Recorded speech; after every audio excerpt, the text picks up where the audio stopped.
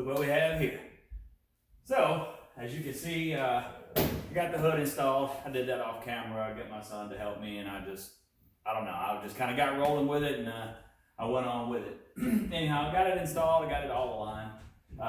That didn't take long, I don't know, 30 minutes or so. I mean, it went together really, really good. The fenders, I went ahead, I got both of the tops locked down on the fenders. These bolts right through here, they're still loose right now. I went ahead and I just tightened the bolts on the bottoms. That way they wouldn't be flapping around at all. Because basically once I put the grill on, I'll have to take these loose, bolt the grill in there, then snug them back up. That way, you know, everything fits all nice the way I want it to. You can see right here, this is the hole that I made for the wires for the headlights to come through. This is actually the block heater. The factory wire from block heater. Looks like somebody did a fine job of re-engineering this at some point in time, which that doesn't matter to me anyway. There's actually, this being an F600, apparently it had a block heater on the truck originally, so there's a little plug outlet that's made into the grill. So my plan is to use that and wire this into it. That way I can still utilize that part of the grill. I think that would be really cool to be able to plug it in there. Obviously when it comes time to wire up the headlights, you know, I'll fish the wires through, and I don't have battery box or anything like that right now, so there's no point in, you know, me bothering with trying to wire that up. I just, like over here, I just kind of left them draped, no big deal. Now, these turn signals, everything, I've got all the emblems and everything off the truck and ready to take it ready to start scuffing it up and get ready to go to the paint shop. These turn signals, I really like how they look. I think they're really cool. I think it's kind of an important part of the truck because you only get those on the F600s and 700s. My original plan was to keep those and use them, but most of the screws are stripped out on. The bolts underneath are all rusty, so I know when I try to take them loose, they're gonna break.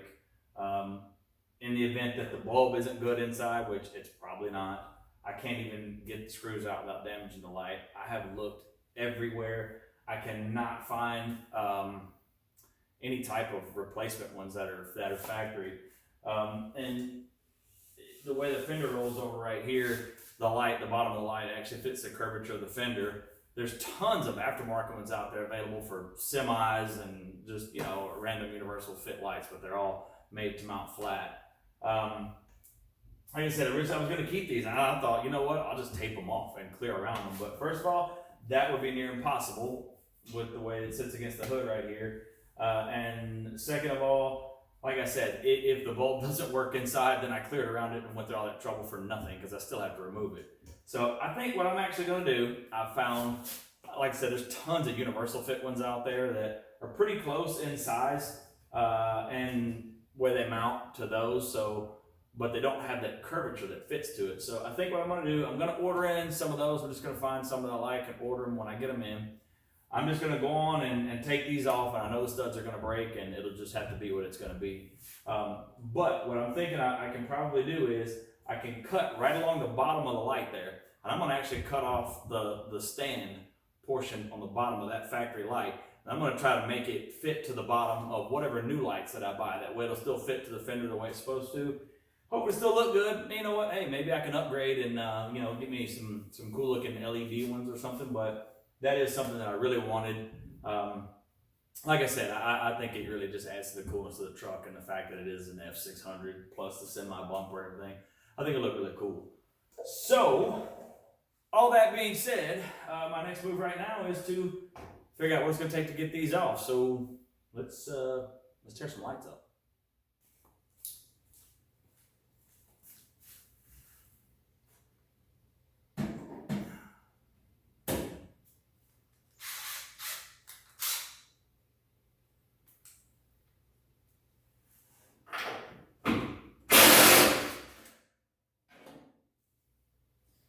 Broke that one, just like I thought.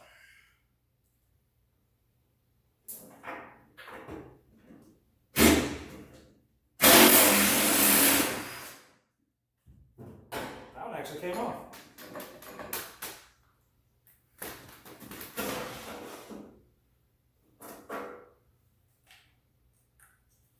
All right, so I'm not sure how much you can see of this right here, right now, but see how the bottom of this has that shape. So basically my plan is to come right along the bottom of it and to cut that little wedge off of there. That way I can use it on whatever new one I get.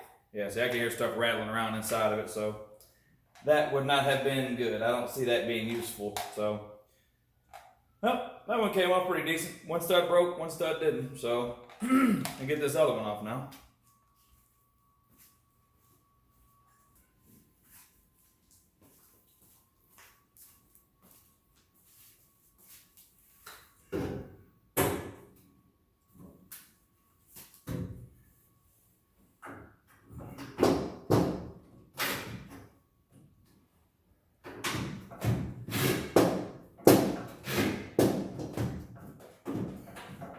And for some reason, this one has a different size nut on it.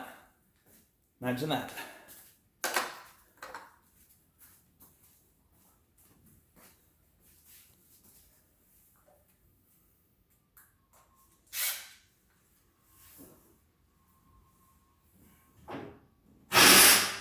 Okay, maybe it doesn't.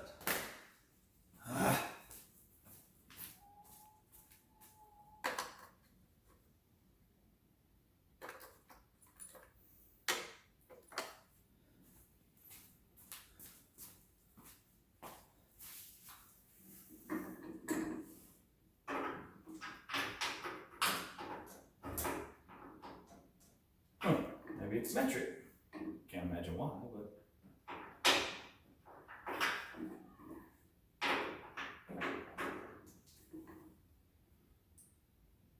Huh. No, the old nut's still inside it from the other side.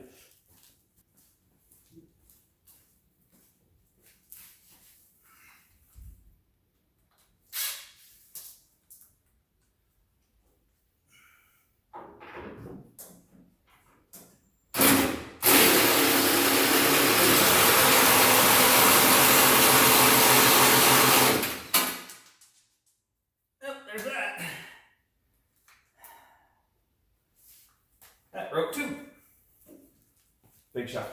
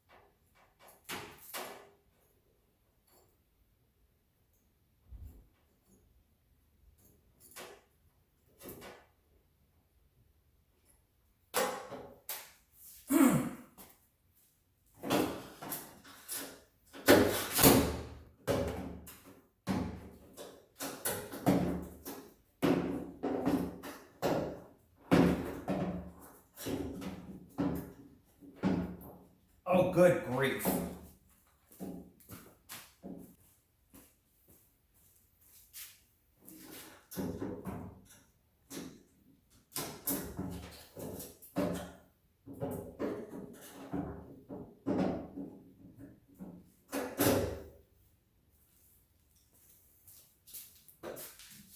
All right, well, next up is a moment that I haven't been looking forward to for for very long, because I got to take the 4 back wheels. I got to wrestle these wheels and adapters back off the back of this thing.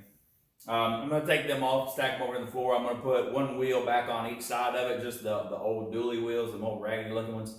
Because our next step will be to tape up where all the holes of the glass are and start prepping this thing, getting it ready for paint. So I'm going to get on and get the rest of these wheels now and let you guys watch me suffer, and then we'll start taping up some glass, getting this thing ready to go. Yeah, I know what you're thinking. You got a lift right there. Why don't you just use it? I don't feel like messing with these lift arms right now when I can just stick this jack on here and be done with it.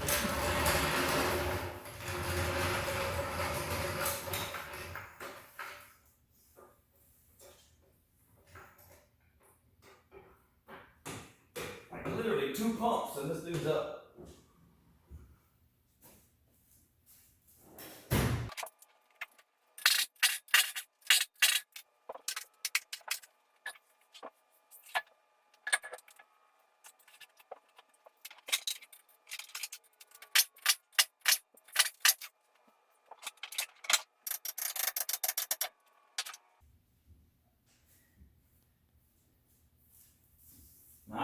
what in the world. I don't know if these tires are foam filled or what, but these damn things are heavy. They weigh a ton.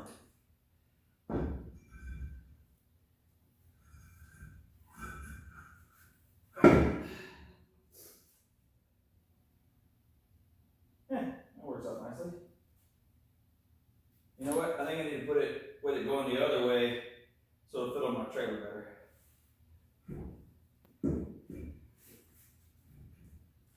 Oh, come on.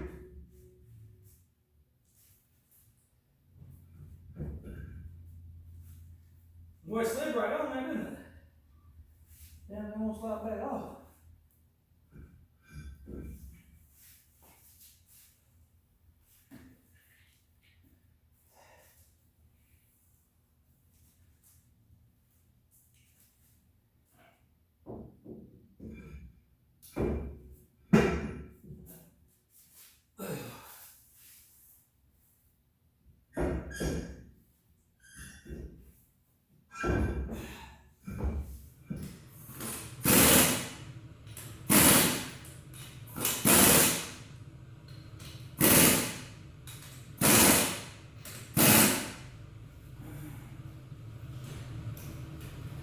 Well, that turned out to be not quite as bad as I thought it was going to be.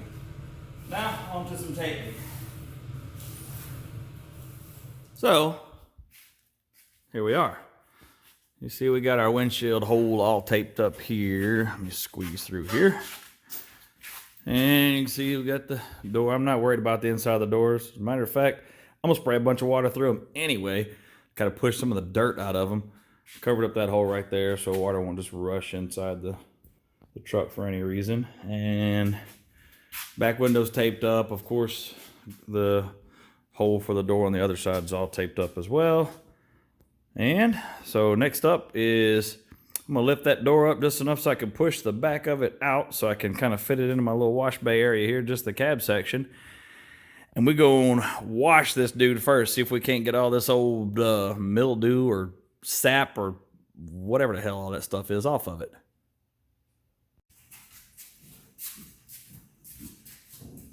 I'm going to be using your basic HDX dishwashing liquid. I'm guessing this would be Home Depot's version of Dawn. I'm going to take these sides off too. So it started out with like this sponge with this abrasive netting around it, and you can see here I'm working my butt off, but that crap that's on this truck is pretty much just laughing at that little scrubby pad that I had right there. So I had to get a little more serious, bust out the scrub brush, as you can see, and it worked my butt off, but the scrub brush definitely did the trick. It actually cleaned that crap off of there.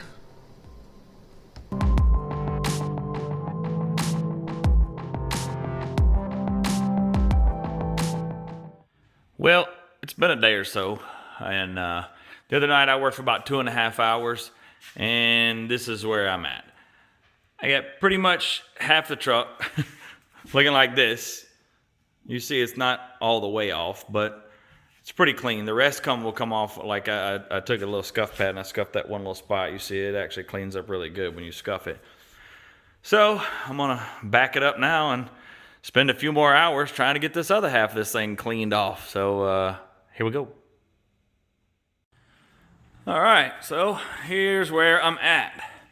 After hours and hours and hours of scrubbing my butt off, you see there's still a little bit of this, I don't know, mildew, or I don't know what that is, but it's stained into the paint either way. Not bad, you know, you stand back and look at it, not too bad. Everything's all nice and clean anyhow. And now it's just washed. So at this point, I'm down to, I'm ready to start wet scuffing this thing down.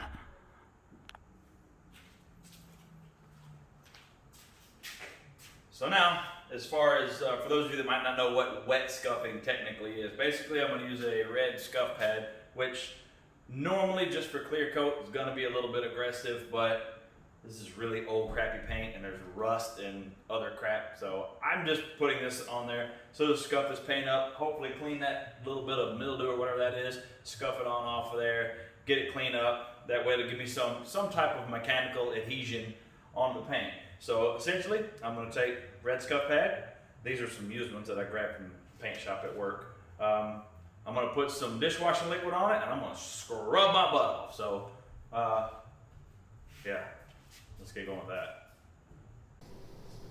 So here's the thing about scuffing when you scuff one and prep it for paint. It's monotonous and mind-numbingly boring, but if you don't do it right, it will have the largest effect on how your paint job comes out. You have to make sure that you get in every little crack and crevice, make sure you get all the edges of your panels good, because if you don't, the paint will not stick. I mean, anybody can do a good job on, all the big parts of the panels, but it's the guy who spends the time on all the small things whose stuff turns out looking good in the end.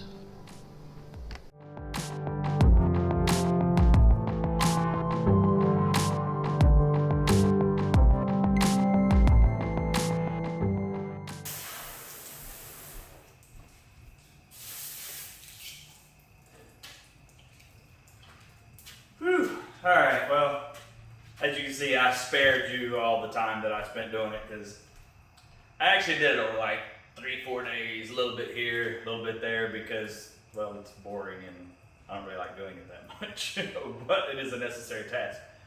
So nonetheless, it's all clean, it's all scuffed, it's ready to go, so I'll roll it in, untape it. I'm toying with maybe taping around the, right at the tape line between that red and that blue, and maybe kind of dusting in a little, or maybe painting on some black or something maybe. That way if my new gasket doesn't quite cover as far as that one does, that way I won't have that red edge there. I'd much rather it look black, that way maybe it kind of blends in with the gasket. I don't know yet. I'll figure that out in the meantime. I've also got a sand, I've got the 2 fender extensions that go on the back of the fender. I've got them, I've got to scuff them, and the steps, I've got to scuff them. But I'm gonna pull the truck in, it'll be dripping dry. I'm gonna go on and I'll do those other pieces off camera, and then we'll be back when it comes time to tape this joker up, start getting ready to shoot some clear on it.